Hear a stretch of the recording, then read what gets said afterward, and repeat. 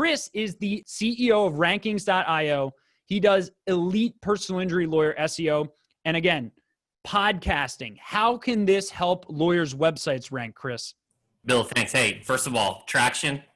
I didn't know you were going to go there with the strategic conversation, but we are an EOS traction-based agency too. Highly recommend it for a simplified business framework to run any business. So definitely love traction. So podcasts. The reason podcasts are so incredibly powerful is because it's a way to build backlinks. Anybody that's in the SEO game knows that backlinks is one of the most difficult things to obtain. I know that many of the attorneys on this podcast or on this webinar are willing to help their SEO agency. Hey, let me know what you need me to do and I'll do it. So if it's create content, that's easy to do. You can get another attorney, you can write it yourself, you can hire someone to write content, you can research the topic. That's easy. Setting up a website, yeah, that may be a challenge. You may have to hire a web developer, a designer, but there are tons of those available. The challenge, the true difference between a highly competitive SEO agency and someone that's kind of lukewarm, maybe not getting the results, is which of those agencies can acquire backlinks that are authoritative. And that really truly moves the needle, because content is the foundation. It gives you the opportunity to rank a keyword, but you have to have links to move it up in the search results. So, sure, Bill. Good question. Yeah, so could you explain, just because I'm sure some attorneys are like, what the hell is a backlink? Could you explain it in fifth grade language? Yeah, so anytime another website references your website and they link to it on their site, that's a backlink. That is, if we're thinking about it, I know politics, we're all into politics right now, but if you think about if you're trying to win an election, you want to get as many votes as possible. If you want to win the first page of Google, you want to get as many high authority links as possible. It's kind of this correlation.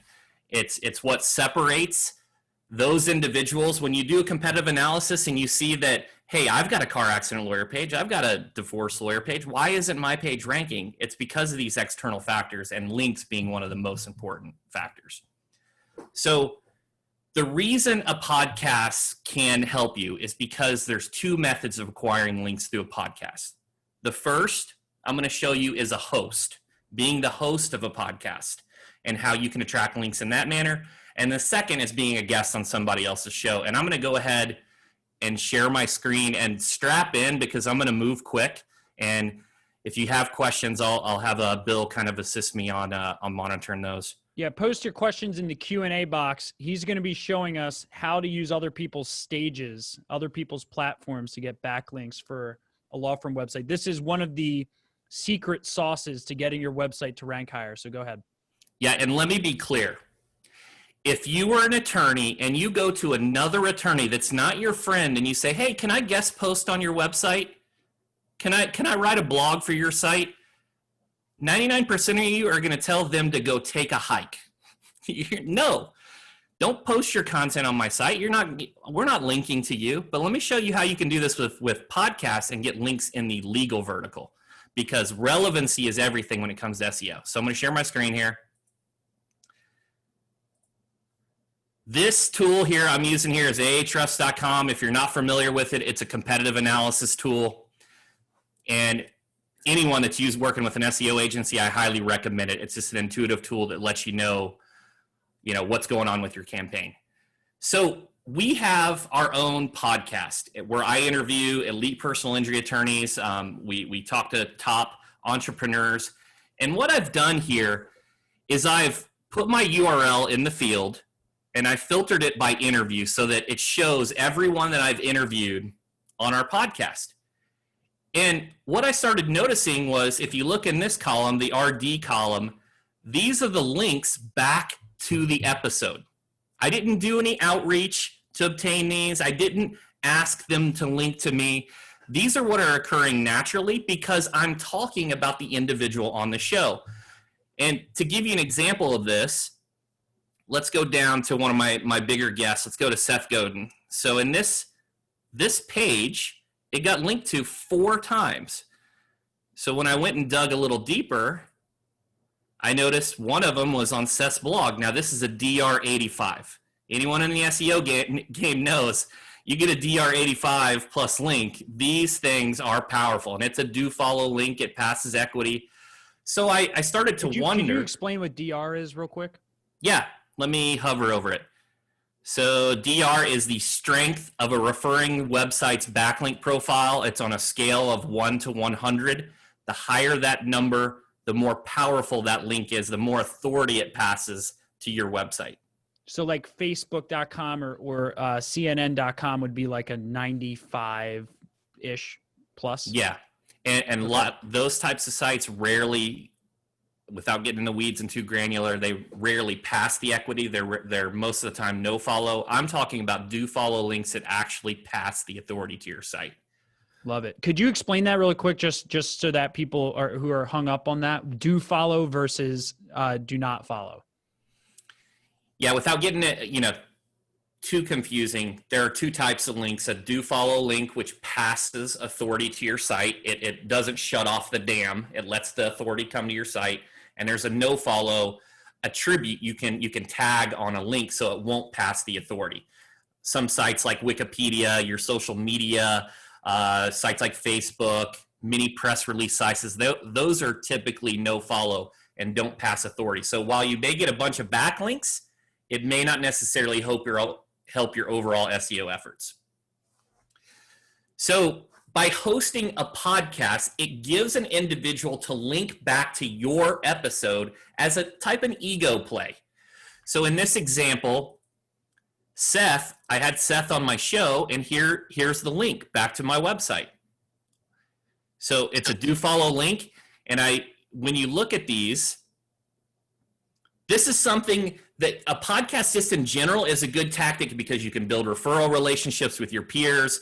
You can have it can be a localized podcast where you're talking to local individuals in a city to promote yourself and you're top of mind. So there's many benefits of the podcast, but I'm just showing how being a host, without even asking all of these individuals, you can see this individual, I got 30 links from this podcast by just being a host. And I'll show you how to be a host later. And kind of where I was circling back on this, if you were to ask an attorney to post, or if you could guest post on their website, they would tell you to go take a hike. But here's several examples. I'm going to show you just one where I interviewed Anna Pohl-Weiss's Soul Weiss, and they put a blog on their site, and right here it links back to my episode. So if you're an attorney and you go and research anyone that has a podcast, my podcast, Bill's podcast, the Game Changers podcast, other attorney podcasts, Dolman Law Group has a podcast. I know Gomez has a trial attorney podcast, Brian Panish. There are many, many in the industry. All you have to do is pop their site into Ahrefs, and you can see which of those are linking back. So that's the first. Be a host. And the individuals will link back to their episode because it's kind of this, they want to share stuff on social media. They want to know that their name's out there. And that's the first method. The second method is, so you don't have to be a host. That takes a little bit more work. The second is to be a guest. Be a guest on other individuals' podcasts. Now, you have to have something authoritative or worthwhile to talk about to get on other individuals' podcasts. The easiest way to do that is to have a book. That's and I can show you an easy method of creating a book. But let's take a look at some of the most popular podcasts. Here's John Lee Dumas's EO Fire. Under the resource section, he links to his guest. Here's our podcast. Under this transcription, we link to the guest. Here's the Crisp Game Changers Attorney Podcast.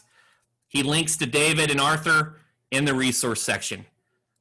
So if you're a guest, most podcasts will do a transcription, and it's an easy way to acquire a backlink. Kind of circling this back, if you want to, in terms of resources, if you want to start your own podcast, there are several companies that can help you with this. One of the companies that I've used is Rise25. Not very expensive. They can help you with the initial setup, the strategy, the equipment, the script. getting all your audio and hosting set up. It's with Dr. Jeremy Weiss and John Corcoran, or I may be saying his name incorrectly, and John. So this is a great company. There's also Lower Street. There's many companies that can help you create a podcast. I think it's a way to cut through the noise. It's not as saturated as other forms of marketing. So, and it can help you become a thought leader. The other approach on being a guest on other individual shows, on how to do that easily, well, there are podcast booking companies. Here's one. I just did a Google search. I've never used this company, but they will help you get on other individual shows. So you tell them your criteria. I want to be on law shows. I want to be on shows in Atlanta.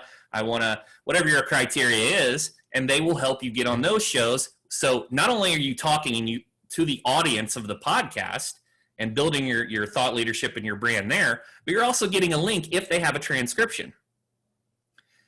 And then the most important component of being a guest is you got to have something worthwhile to say.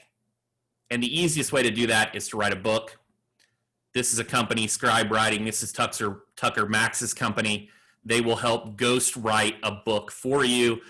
Joey Coleman of Never Lose a Customer Again, Cameron Harold of Double Double and Meeting Suck, and David Goggins have all used this company.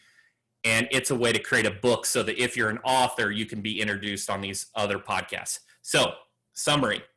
You want to get backlinks in the legal vertical, host your own podcast, or become a guest on other individuals' podcasts that have transcriptions. It's a phenomenal way to get backlinks really easily.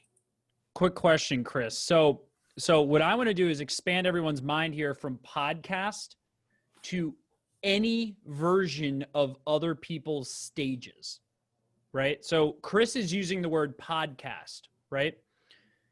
In today's day and age, Chris, would you agree that the word podcast it could be a YouTube interview, it could be a webinar like this, a web show like this, it could be start on a Facebook Live. There's so many ways to collaborate with people. What are your thoughts on the definition of a podcast? Well, I'm more referring to Apple, Spotify, the actual audio version on your mobile device. And the reason I would say those definitely work, Bill, a transcription of a video or a transcription of a webinar, those work, but a much higher percentage of podcasts will transcribe the audio because all you have is the audio. Almost every show will do a transcription with Rev or another service, whereas sometimes you'll be on a video or a YouTube Live and they don't do the transcription. So that's where the key power of a podcast on Apple or Spotify comes in. Huge point, because we don't do it because we're so video dependent. We don't feel the need to transcribe the whole show. So it's a great point. Another point I want to bring up here, and I'd say, we've been doing this for 6 months now. It's probably the best way to network ever. And Chris hit on this. It's so funny. You can ask someone for their time, right? Let's say there's an attorney in your market you want to align with, or there's a good potential referral source you want to align with, or a heavy hitter. It's so funny. You could ask them to spend time with you, right? You could ask them to some nebulous, let's talk or let's mastermind. And the failure rate on an ask like that is astronomically high. So one of the big reasons we started this show, Chris, is because our ask rate, our I should say home run percentage, when we ask for someone like you to come on this, it's like so much easier when it's in front of a audience of sorts. If they're a successful person, most times they're going to say yes, right? That's how we got Grant Cardone to say yes. That's how we got Undercover Billionaire. That's how we got Kevin Harrington to say yes. We just showed them, hey, here's our audience numbers. And they just trusted in the numbers we sent them. And they said, yeah, I'll trade 30, 60 minutes of my time in order to get in front of that audience. And the key, Chris, is that every single person I've had on this mastermind, it's led to a follow-up conversation of sorts offline. Go ahead, Chris. Yeah, I really wanted to, I 100%, Bill, agree with that. So I want to ask everybody in the comments here, how much do you think it cost me to get Seth Godin on my podcast when his speaker fee, when he goes to conferences, is over $100K? Angie said 0, nothing, 0, 0, none. 10K, Angela said. That's what I'd say. Angela's is the closest. So I would say 10. 10 so to 15. I had to find out what Seth wanted. Well, I found out that Seth was writing a book, and it was was launching a book in November. So I bought 350 copies of his book. I'm going to be stacked up in the office. I'll be mailing them out for nurturing, for all the, the goodwill stuff. But 350 copies, those are around $7K, $7,000 to get Seth Godin on my podcast with his reach, and to get a do follow 80 plus backlink. And I get to share all the content with him. I'm side by side with Seth, all for less than 10K. Yeah, and it's crazy. I mean, I've reached out. I mean, for those of you who were at the summit, you guys saw Steve Wozniak, co-founder of Apple. He wanted $51,000. Jordan Belfort wanted somewhere between $15,000 to $50,000 to be on our podcast. We've gotten, I completely agree with you, Chris, that the backlink portion of this is a key thing. Now, one quick point before we transition to our PPP update. Gary V came back to us as well for 35K. Mark Cuban responded to my email and he said he was interested, but I'm trying to get him to respond again to my email. But what I want to ask you real quick, Chris, is backlinks, meaning the other websites that link to an attorney's website, which then builds, domain authority, is that still the number one ranking factor, generally speaking, for an attorney to show up high on the search engines? Is link juice number one currently, would you say? So it's debatable, and I still think that links is the number one factor because it creates a barrier of entry. If you're a personal injury attorney, you all have car accident lawyer pages, so that your page is 1,500 words and someone else's is 2,000. The quality of that 500 words a year, like what makes the difference? It's an external factor. And, there's more emphasis on click-through rate. That's a big thing right now. So you need to pay attention to your meta descriptions, your brand. That's why your off-site brand with billboards, TV, radio is so important, because if you get that click-through rate, it's a good signal for Google, helps with voice recognition, things like that. But links, that's how Google's algorithm was started, and that's how they differentiated from all the other search engines in the beginning, as they used it as its main factor to categorize the search results. Now they put algorithmic checks in there to try to prevent spam and they've made adjustments to the algorithm to prevent the SEO, the SEO individuals, but it's still the number one ranking factor, particularly in a market where most of your businesses are similar. There has to be an external factor that impacts the rankings. It's so funny that the things you do away from your website can often have the biggest impact on your website. And also a big takeaway for me, Chris, is oftentimes the higher barrier to entry action items for an attorney, like getting on someone else's podcast, which requires emotional fortitude, dealing with rejection, which is going to happen, by the way. Anyone who's trying to get on someone's podcast, accept it. You're going to get rejected probably 75% of the time. Go ahead. Yeah, I really want to respond to that, because that is critical. What you said, it creates a barrier to entry, a gap. So if you're doing a podcast and your competitor isn't, you can get links from audio-based directories. You can get these links from your peers. If you're doing video, you can get the video links, or you use PDFs on your site. You can get listed in PDF-based sites. And it creates this gap, because everyone who works with an SEO agency can go to Ahrefs and do a backlink analysis and see that they're listed in Yellow Pages and Yelp. Those are easy to replicate, versus having a unique selling proposition, a book, some type of thought leadership to attract links naturally that they can't easily replicate. So it's just critical.